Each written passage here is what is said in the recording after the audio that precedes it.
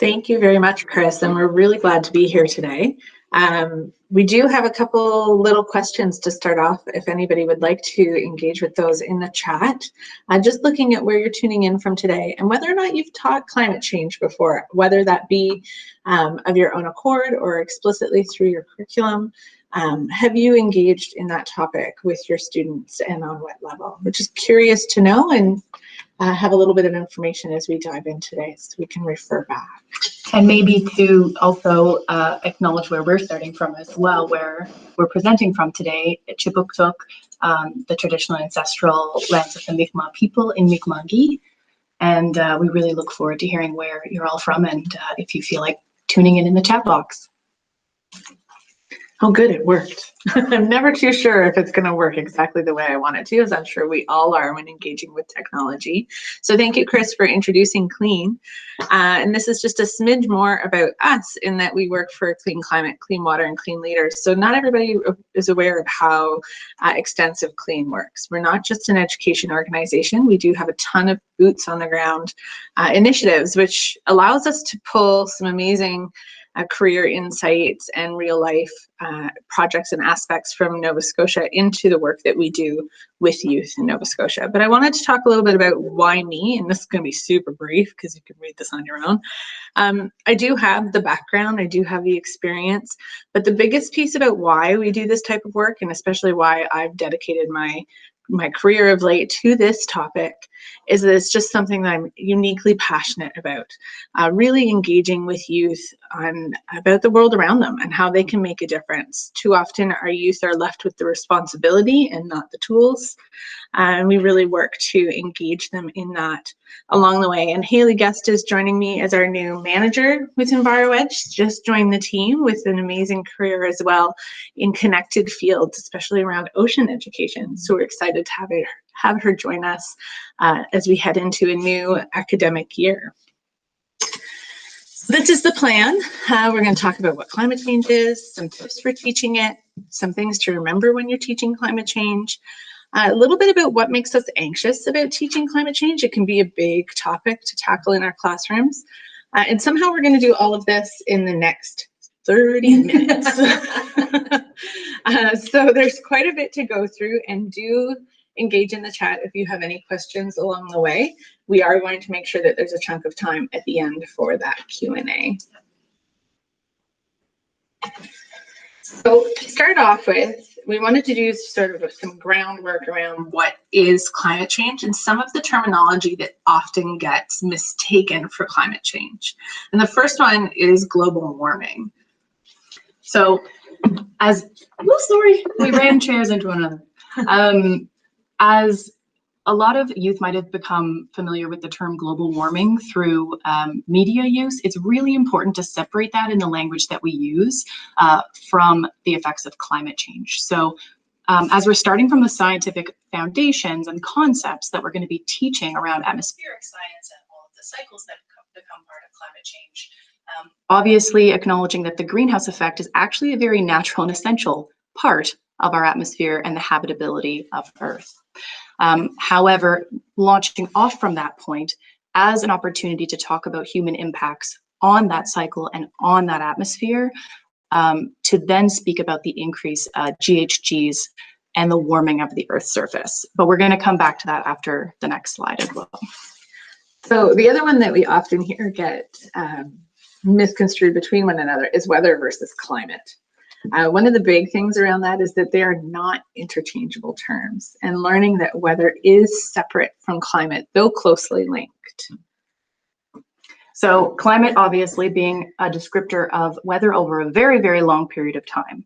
So it's a great place for students to launch from, especially in the younger grades, thinking about weather, but ultimately working towards a point of recognizing that climate is very, very different from weather, as far as being describing over a very, very long period of time, typically 30 years or longer. It's also looking at the average of that weather. So today's weather is not an indication of climate change so much as this year's weather compared to the weather of 30 years ago would be the indication of climate change. So that language can be often quite tricky, and one that is important to really get a handle on as you move into climate change education. We're going to head back to climate change versus global warming for a minute. Yeah, again, being related but not interchangeable. So global warming being essentially the amplification of the greenhouse effect, and being related to the increase in temperatures in the atmosphere. But the effects of climate change are going to be a lot more than just increased temperatures. There's going to be extenuations and different impacts because of those that are going to look really different as far as precipitation, wind patterns, storm events, and ice cover. So that's our very quick Climate 101. And also, I'm just going to pause here to say a couple of folks have tuned in the chat. So thank you for saying hello. And it's really interesting to hear that maybe some of you had already had us in your classrooms and have some experience teaching about alternative energies. Oh, wonderful. Yeah. So we do have another chat request right now. And this one is sort of the basis of what we want to talk about today, is some of the tips and tricks to make climate change a sort of an easier to handle topic, because it is a really big one. But we want to ask, when you think about climate change, what makes you nervous or anxious?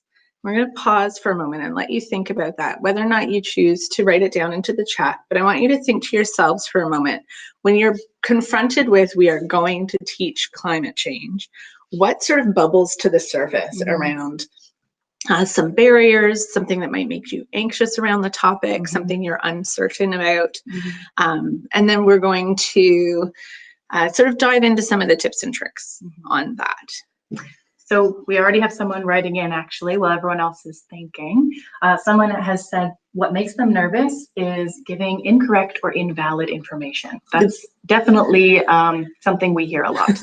That's a big one. And that's a big part of why CLEAN has gone so far into climate change education and really helps to set the foundation of that. And I'll tell you about some amazing resources as we get towards the end of today's chat that can help you with that.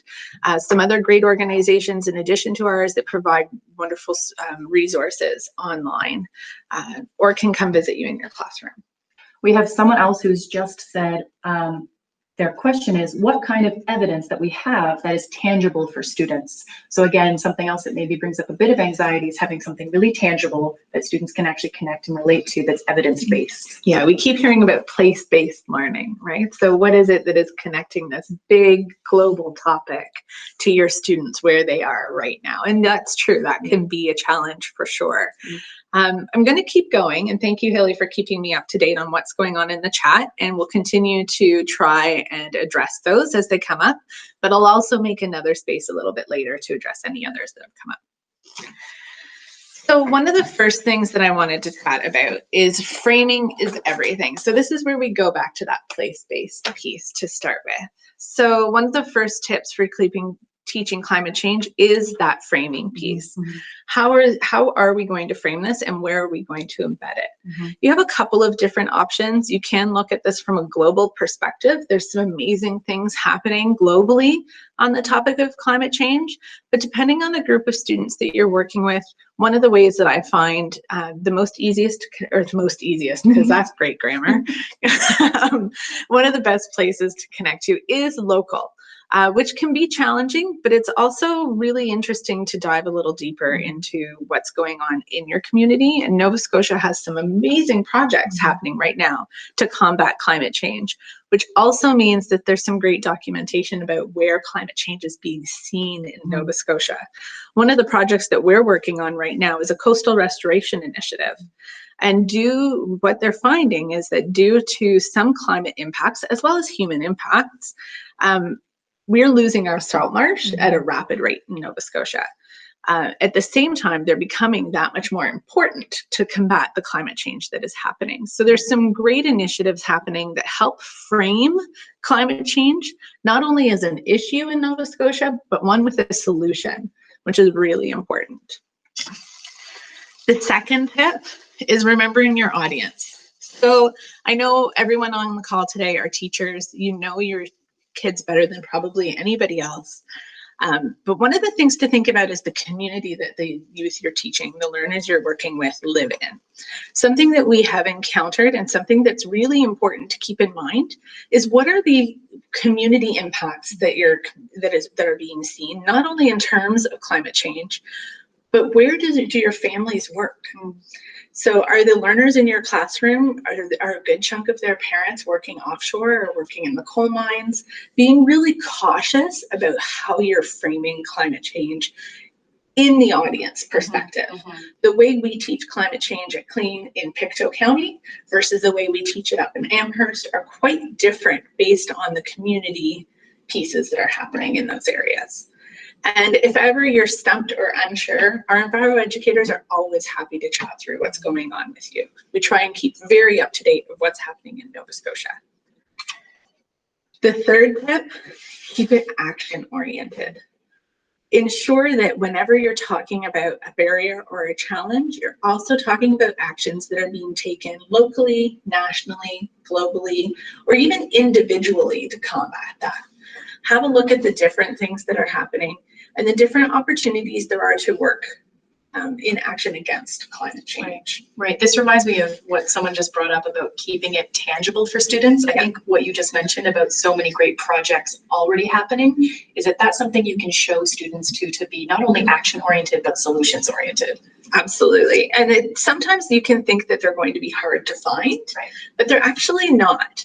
And again, we'll talk about that a little bit more in the resources piece at the end, some of the different actions that are happening, both nationally as well as in Nova Scotia. I know we're here talking about science connections, but sometimes we need to go beyond the science into the human impact of what's going on.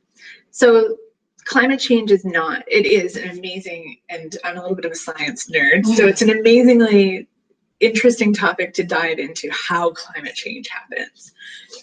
But for our learners, it's really important that not be the only chunk that we're looking at. And how are we connecting it to community? How are we connecting it to self?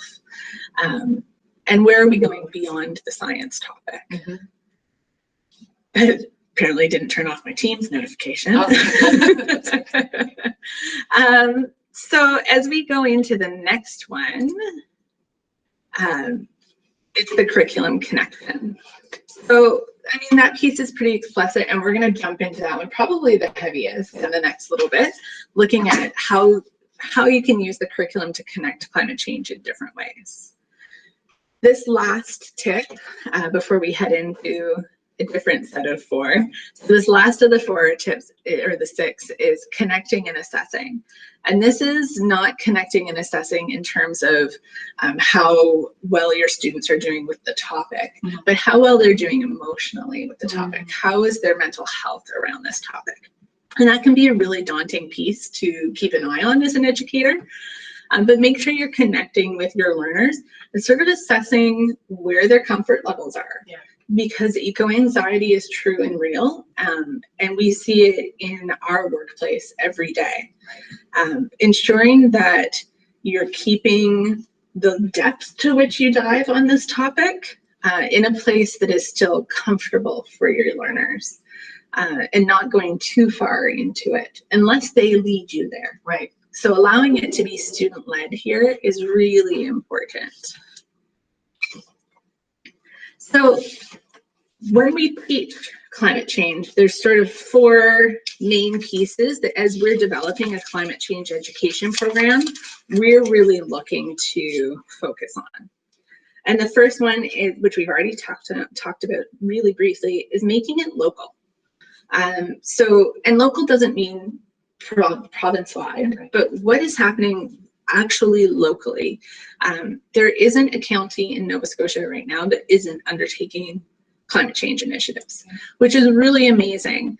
At Clean, we have 14 different municipalities and counties who are working with us on different projects, and that doesn't include the projects we have that aren't municipally connected. So and that's just us. So there's so much happening locally. Sometimes those can be challenging to find, but there are definitely people like ourselves who are happy to help you find those projects. Again, I was just going to say, again, it's bringing that back to that being tangible for students, I think, and keeping it local also opens a lot of doors for that cross-curricular learning. So thinking about what's in my own community, what's in my own backyard, not only how is climate change affecting it, but what are the possible impacts and solutions, which we'll talk about in a minute, I think is just such a strength of keeping things local and grounding students in where they are coming from. Oftentimes when we're looking at climate change resources, they talk about Canada's weather patterns. So we'll find it's easy to find lessons on climate change that look at weather patterns and the climate forecasts over the past years for Canada, but not necessarily for Nova Scotia. So having a look at the regional weather and the regional forecasts over the past while, and a good chunk of that data is available. And I'll see if I didn't add it to the initial resource list, but I'll see if I can have a look for it later and add it into the slideshow later. But using that regional data rather than the national data can have a really big impact. The next one is making it human. So there's a few different ways to do that. One of the ways that I like the most, I say we, but I can't speak to we, is bringing in the historical piece of it. What has changed historically in our region in terms of climate change, connecting it to that human piece. What has changed with where people fish, where people harvest from. I know I was speaking to somebody not too long ago who was telling me about the pond that used to be in their yard when they were growing up. How has that changed? When are we seeing species differently connected to those historic and human experiences? Are we picking berries at a different time than we used to? This is where I think it's really helpful to use story as a way to enter the conversation, because by keeping it human, we're ultimately finding human stories. Were you just about to say that? Sorry. Yeah, it's literally my next point, which is great, which is why Haley and I work so well together. The other piece is that this allows you to really easily incorporate cultural understandings. So this is an amazing opportunity to bring in Mi'kmaq perspectives and learnings. And the Mi'kmaq Conservation Group has some amazing resources on their website, as does the Duber Cultural Center. And there's some great narrative pieces about how the communities have changed over time. You can have people come in and talk, which is actually really interesting and can be a barrier and will be a barrier this year. I acknowledge that as I say it. But video conferencing can also be an amazing experience. We're working with a group of elders in Pictou Landing First Nation who are learning how to video conference for us in the next little while to help share some of that knowledge that they have. Right. And again, for the person who mentioned a bit of fear or anxiety around misrepresenting information, that's a great opportunity to actually model to your students when you don't know something. You can look to experts, you can look to sources, and bring someone in who might have the answers that maybe you don't have for your class. That's a great point. Thanks, Haley. And we're back to making it pervasive. That is that it's not just a science topic. Bring in the human, bring in the local, look at the cross-curricular capabilities of this topic, because it is. Climate change is not, it's not just a science topic. It is affecting every aspect of life.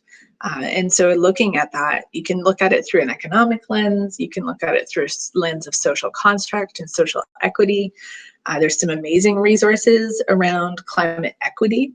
That's a really interesting path. We had one group this past year take their community action project down that route and look at the climate equity in the face of, or equity in the face of climate change. And really it's an opportunity to engage with community. And then last but not least, and honestly most important in my opinion, is keeping it hopeful. Eco-anxiety is a real challenge right now. We are seeing more and more youth come forward saying that they are genuinely afraid for their future. And being conscious of that is critical when diving into this topic, which is where it being student-led makes a really big difference.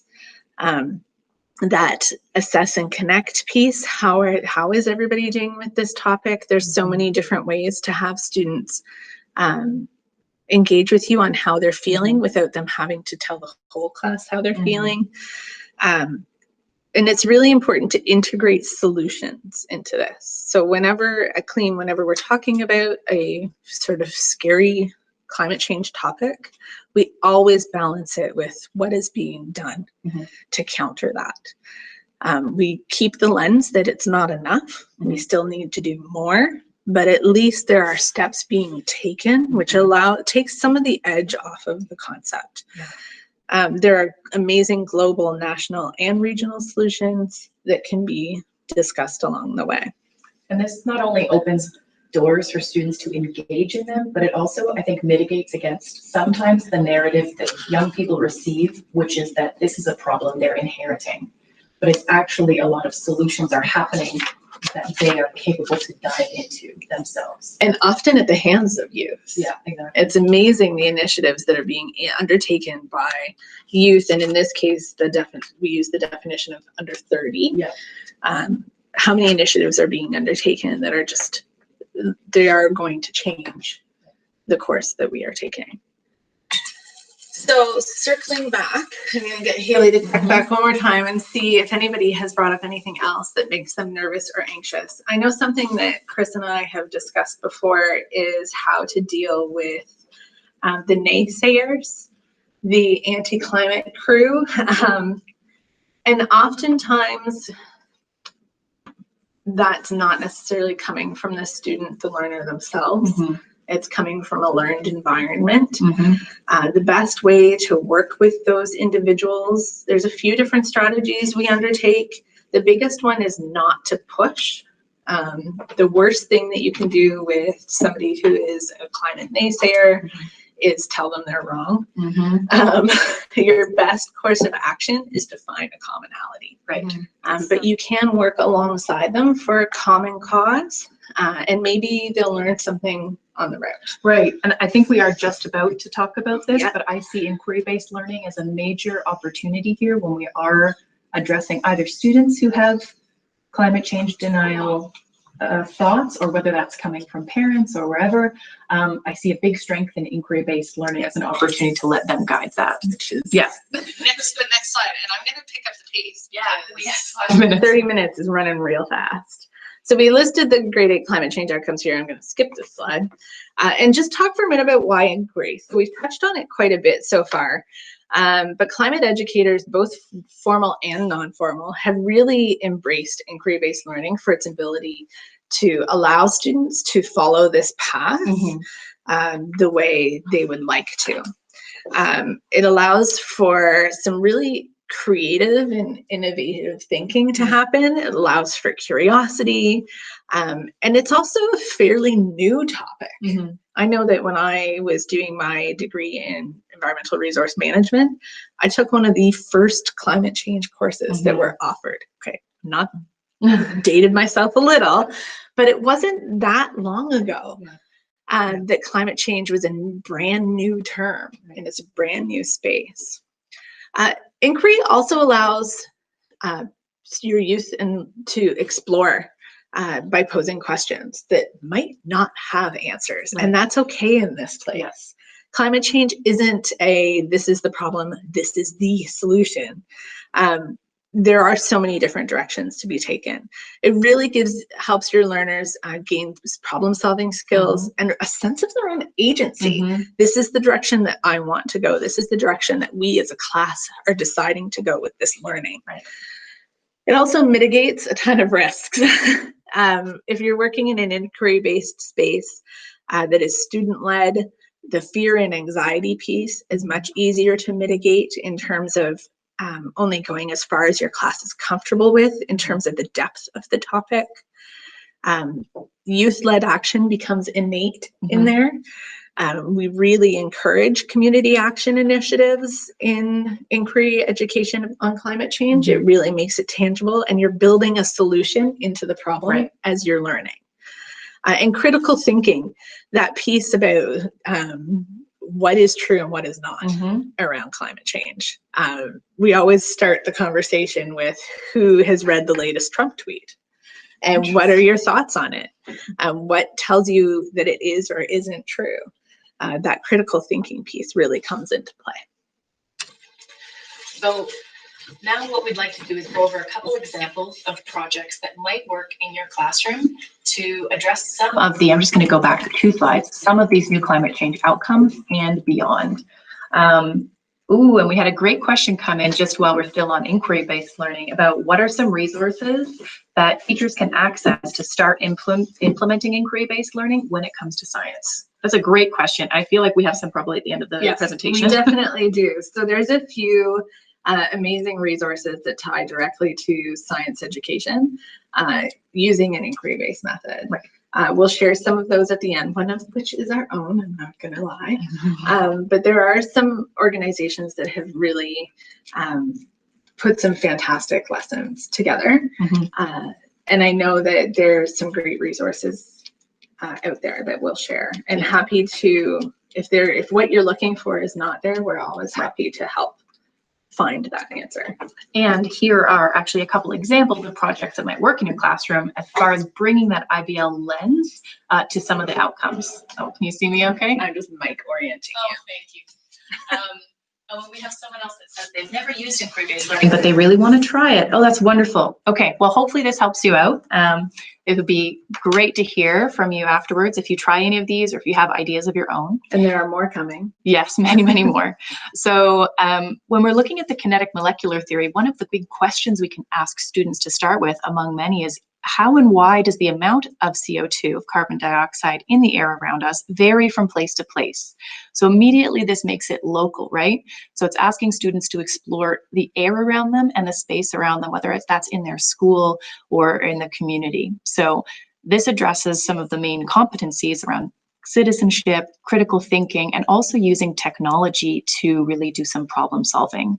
And we've identified some skills on the skills continuum that are mentioned in the curriculum, like investigate, analyze, evaluate, and create. But beyond that, I think there's actually many other opportunities to hit other skills like question, formulate, apply, and compare. So by having students actually explore the CO2 concentrations around them using some instruments and doing experiments on their own, I think they'll have a really interesting time discovering not just about molecules in the atmosphere, but actually about what this is like in their school and learning from there. So another example of an inquiry project that is interesting for teaching, in this case, the impact of human activity of climate change, is students doing some research on seasonal cycles of local flora and fauna. So maybe approaching this from a broad question of when do different species show up in different seasons, and how is that changing? So in this, students would be evaluating the impact of human activities on climate change, but they're also, again, bringing it really, really local and analyzing their own data and comparing it to data that they can go out there and find in the world from historical data sets. So this is a really interesting one to be able to do some comparing and analyzing, evaluating, and an opportunity for classifying too. There's a great chance here to bring in some Mi'kmaq language as far as local flora and fauna. One of my favorite things around Mi'kmaq language is in actually this piece. Yeah. So the Mi'kmaq names for the months of the year are very descriptive, and they generally use terms around when species come and go. So different months refer to this is when the eel come, or when the berries ripen. And the months that those connect to have drastically changed from the months that it actually happens now. So it's a really neat opportunity to use both English and Mi'kmaq language tied together with some data collection to look at how different species are showing up at different times now. That's great. Thank you for adding that. There's tons of cross-curricular opportunities here, like Shannon said, but really you can bring cross-curricular opportunities into almost any project when we're looking at IBL. I love the idea of art journaling with this one. Yeah, me too. Looking at the different species and using that. So many of our students understand and learn in different modalities. And I know that I was not the art journaling person, but there were definitely people in my classrooms who were. So using these opportunities to bring in the different species, maybe they're doing some flower pressing or that type of thing, depending on the season in which you're teaching this. But the last example that we have for you today is using the big question around community. So what does climate change look like in my community? And what do communities' solutions look like or could look like in my community? So here we're really getting on some competencies around creativity and innovation, planning, reflecting, and we can even bring in a personal career development piece. So if you and your students are able to go on a guided or self-guided walk around your home community and make some observations, that can actually inform their understanding of the local impacts and get them thinking about those solutions. So again, getting a bit of agency back with students rather than letting climate change education be all about the expected impacts globally, because that is not where we want to leave students. We want to leave them with a sense of action and hope, like you were saying earlier. So some cross-curricular opportunities here would have to go with future technologies, again, identifying some green career pathways, even business planning and presentation skills if they were to come up with their own community action plan. There's a really neat initiative that we just launched last year at Clean around green energy in Nova Scotia, and it really dives into almost a business planning type model, where students are coming up with their own solutions for the energy issues that we are facing in Nova Scotia. So just a couple more on the way, and these are the resources pieces. So I wanted to leave you with a couple of these. The first is that Clean, guiltless plug here, Clean does offer a Clean Climate Action School program. And we will be doing it in the coming year, even though we won't be able to visit classrooms. There's a workshop, and the workshop really looks at the climate science and how to turn that into a community action initiative. And then there's an amazing teacher's resource that we spent the past year and a half creating. It's quite lengthy, but it is divided up and dives a little bit further into why inquiry. It takes every lesson through, it prompts every lesson with an inquiry question at the beginning to allow that to really become a pivotal piece of it. And both of those programs are free and available on Clean's website. So the resource, this will link to it and will be available for you. The teacher's resource is free, and so is the workshop. We are taking the workshop virtual, so we will be doing some virtual classroom experiences and are happy to connect with you in your classroom along the way. We are in the process of developing climate education professional development, so looking at a 2 to 3 day workshop, not necessarily full days. We're still ironing that out in the face of COVID. But taking the opportunity to really start into like lesson and inquiry program and inquiry project development. And then of course, Clean is always available for our support and networks of what we are doing. So those are both hyperlinks, but I did mention that there were some other great organizations as well, and this is just a few. National Center for Clients, or the National Center for Science Education. It's actually a US org, but they have an amazing climate education page with tons of different lesson plans and resources on it. Greenlearning.ca has some great programs and an opportunity for your classroom to interact with other classrooms across Canada who are working in the same spaces. Hopefully you know about Green Schools Nova Scotia, but Eco Schools is also an amazing resource. They're a national organization that has some fantastic lesson plans around climate education. They're similar to Green Schools Nova Scotia, however their delivery expands beyond energy, and they really look at climate and all of the topics that would fall under that umbrella. This effective climate education link is a great how-to resource, and it helps with some of that accurate and current information to help stay on top of what is happening right now. ABCEE, we actually just call it ACE for some reason, but it's the Alberta Council for Environmental Education. They just released one of the best climate education resources I've seen in a long time. It is not a how-to. It does not necessarily have lesson plans, but it really talks about teaching climate in a developmentally appropriate way. Lists and reference about 130 journals, if I'm right, that have been written on this topic and condenses them into one report.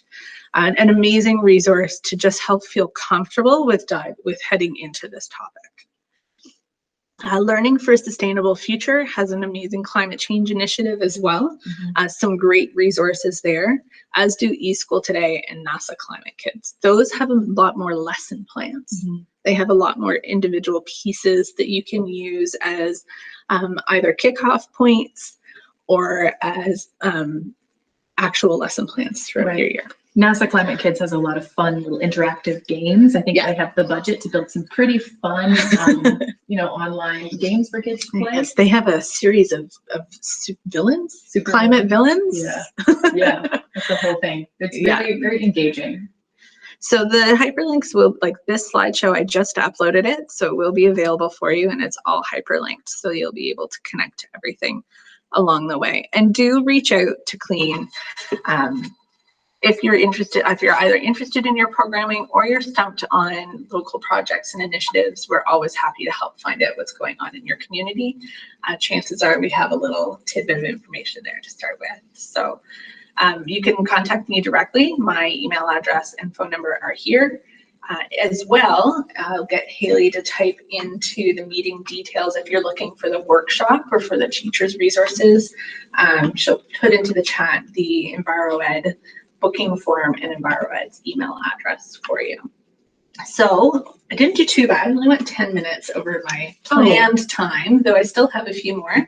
So if anybody has any other questions, we're happy to chat about them. I'm just going to give Haley a second to be able to cut and paste over before she lets me know what's going on in the chat room.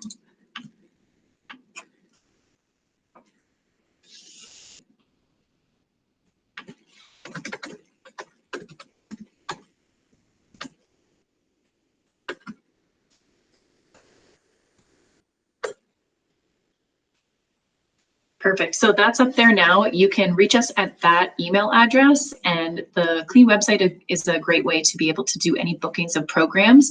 We don't currently have the information on there right now on how virtual is going to look for this year. Like many other organizations, we're taking some time to figure that out and how we can best support you as teachers in doing our programming virtually. But it's going to be a really interesting and fun experience to dive into that and embark on that, because we're all in this boat together of, heading into the 2020-2021 academic year, and we want to be able to support you as best as possible without being able to be physically in your classrooms. And I also wanted to, on that note, say that all of the Clean programming that we do offer, so there's a number of different Clean schools, both energy, climate, water, and coastal, as well as our P23 programming is all free to schools, free to public schools in Nova Scotia. We endeavor to ensure that learners have the opportunity, as well as teachers, to experience this programming, and we stay on top of all of the current for you and ensure that it is free for all educators in Nova Scotia. Well, thank you, Chris, for moderating today. I appreciate that. And thank you, for Haley, for keeping an eye on that chat piece. We have like 3 screens on the go right now. And I appreciate you all tuning in today while you're out on your summer. And I hope that you enjoy the rest of the learning that's to come. I know we're going to pop in on a couple of sessions ourselves. Oh, definitely.